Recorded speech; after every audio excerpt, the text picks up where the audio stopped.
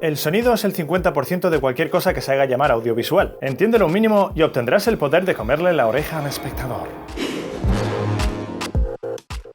Mientras que para la imagen en movimiento ya mostré 5 conceptos en el anterior vídeo, aquí te mostraré 3.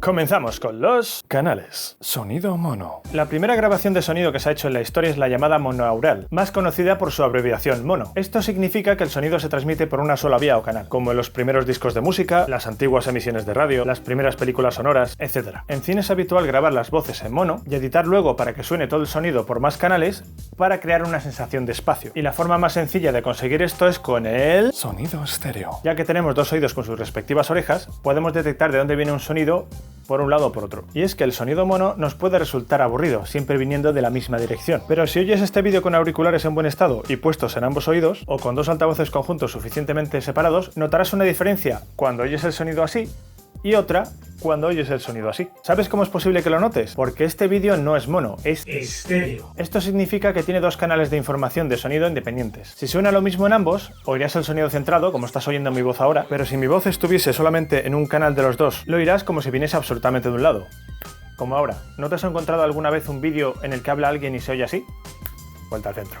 Por cierto, la colocación ideal de dos altavoces estéreo es formando un triángulo equilátero con el espectador. Por eso, en estudios de sonido verás esa colocación. Y en cine, como comenté antes, es habitual que luego en edición se coloquen las voces más en un lado o en otro según convenga.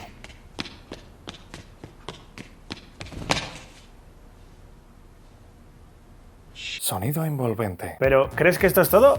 No. Aunque solo tengamos dos oídos, somos capaces de detectar de dónde viene un sonido más allá de izquierda o derecha solo. Por eso en el siglo XX se empezó a experimentar con sonido envolvente en las salas de cine, que consiste en un sistema de altavoces con más de dos canales independientes colocados alrededor de los espectadores para dar más sensación de espacio aún. Sonido envolvente. La primera vez que se llevó esto a la práctica fue con Fantasía de Walt Disney en 1941, aunque por aquel entonces el sistema envolvente era muy caro y pocos espectadores pudieron disfrutarlo en el estreno. Hoy es un estándar en las salas de cine. ¿Y cuántos canales hay en un sistema envolvente? Pues depende. El más básico es el llamado 4.0, que son dos altavoces delante, como el estéreo de toda la vida, y dos altavoces detrás. Pero veamos la información de algunos DVDs a ver qué dice sobre el sonido. Estos no tienen sonido envolvente. Pueden ser pelis antiguas, documentales, tutoriales, etc. Productos en los que no interesa invertir en un tratamiento de sonido tan espectacular. Pero, ¿y estos? Vale, pues estas películas tienen el sonido envolvente 5.1, tanto si lo pones en inglés, versión original, como en español, doblada. ¿Y qué son esos números? Pues el 5 indica el número de altavoces normales y el 1 que tiene un subwoofer o altavoz de subgraves, que son altavoces especiales que solo pueden reproducir frecuencias muy bajas, que en los normales no es posible o más difícil de conseguir, sobre todo si son pequeños. ¿Y qué tipos de sonido son esas frecuencias tan bajas? Pues pueden ser, por ejemplo, el sonido de un terremoto, el de un bajo sintético musical. Y si no oyes nada, no te preocupes porque posiblemente sea que tus altavoces no pueden reproducirlo, o auriculares. Vale, ¿y cómo se colocan los altavoces de un sistema 5.1? Pues están los tres altavoces delanteros, dos a los lados como los estéreos de toda la vida, y uno central, una pareja detrás y el subwoofer, que como solo reproduce frecuencias muy bajas y estas viajan con más facilidad por el espacio y no les afectan tanto los obstáculos como al resto de frecuencias, su posición no es tan importante como la de los altavoces normales. ¿Y qué pasa cuando no tienes un sistema 5.1 cuando ves un DVD de esos? Pues nada. Los distribuidores de las películas, series, videojuegos, etcétera, que funcionan con sonido envolvente, cuentan también con una reproducción en estéreo. El sonido envolvente es puramente opcional siempre. Y el disco contiene la información tanto para sonido estéreo como para envolvente. Y aparte de los sistemas 4.0 y 5.1, ¿hay más? Pues los Blu-ray pueden reproducir sistemas de sonido envolvente 5.1 y 7.1. Que es lo mismo que el sistema 5.1, pero con dos altavoces laterales también. Vale, pero ¿hay más? A ver, han sacado hace un tiempo teles que ya no son 4K sino 8K. ¿Crees que se van a quedar tranquilos con el sonido también? Pues no. RTVE hizo su primera emisión piloto en 8K en octubre de 2020. ¿Y qué pone del sonido las características de emisión? Audio multicanal 5.1.4. ¿Y qué es ese punto 4? Veámoslo en la página de Dolby, una empresa de tratamiento de sonido que tiene tablas ya en el mundo del sonido envolvente. El punto 4 indica el número de altavoces que se sitúan o se proyectan en el techo de la sala. ¿Y se puede llegar más lejos aún? Por supuesto, ladies and gentlemen, el sistema más grande que existe a día de hoy es el del 22.2. Este sistema no coloca o proyecta altavoces en el techo, pero sí coloca altavoces por encima y por debajo de los altavoces típicos del sistema 5.1. Hay 3 planos horizontales distintos. Forma parte del sistema de vídeo 8K llamado Super High Vision, creado por la cadena de radio y televisión japonesa NHK.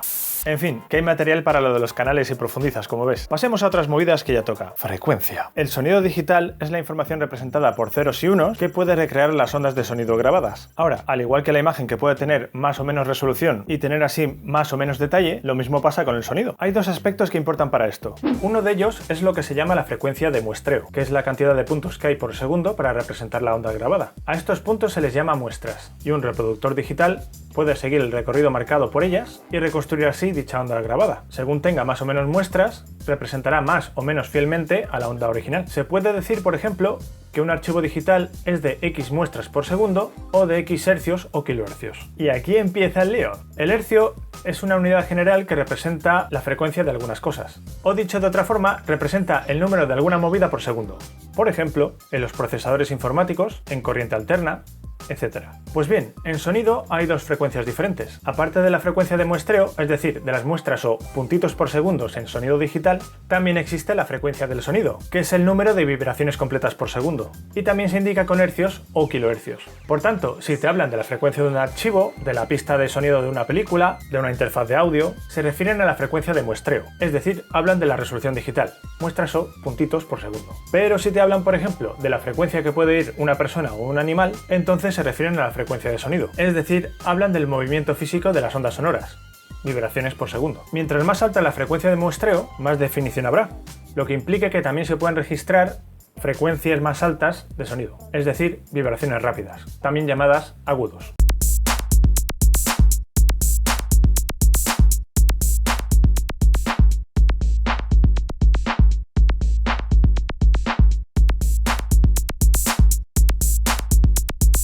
Pero, ¿qué frecuencias podemos oír? El oído humano es capaz de percibir aproximadamente entre 20 y 20.000 Hz. O eso dicen, yo he probado y no puedo oír nada a partir de los 13.000 o 14.000.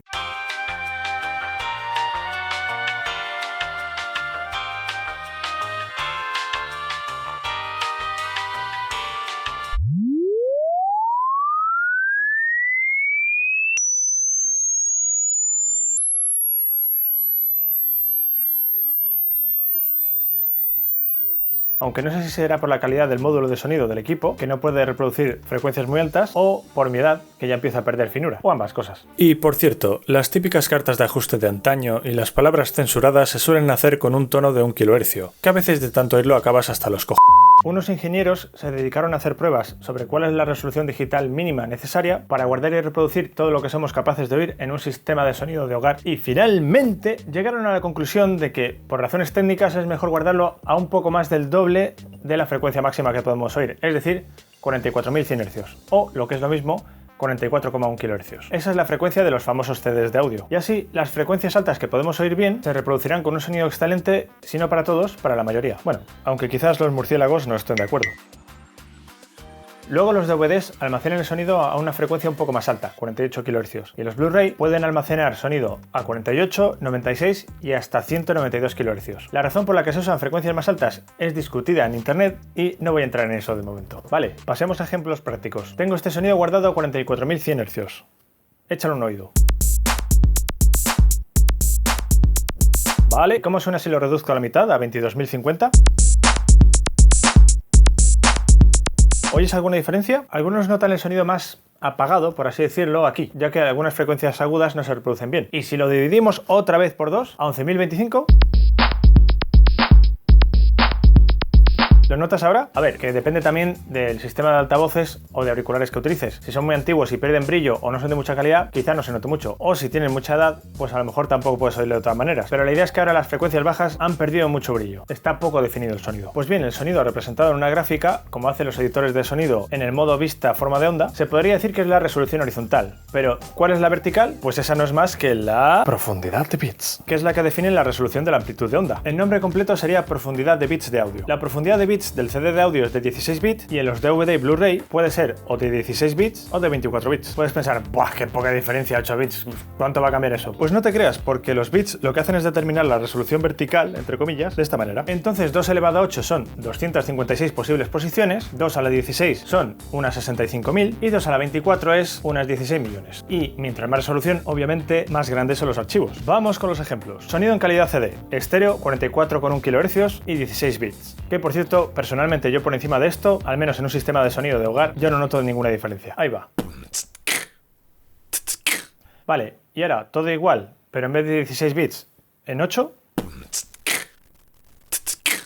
¿Notas algún ruido de fondo? Si hay algún sonido con poco volumen, como puede ser el sonido ambiente de una habitación, la amplitud pega unos saltos brutales respecto a la realidad y crea esa cosa irreal que podemos percibir. Y bueno, comentar que algunos programas de sonido pueden llegar a trabajar hasta con 32 bits, ya que en general no solo el sonido, también pasa con la imagen. Para edición, mezcla y bueno, manipulación en general, trabajar con una resolución mayor que la del producto final pueda ayudar a evitar algunas pérdidas de calidad.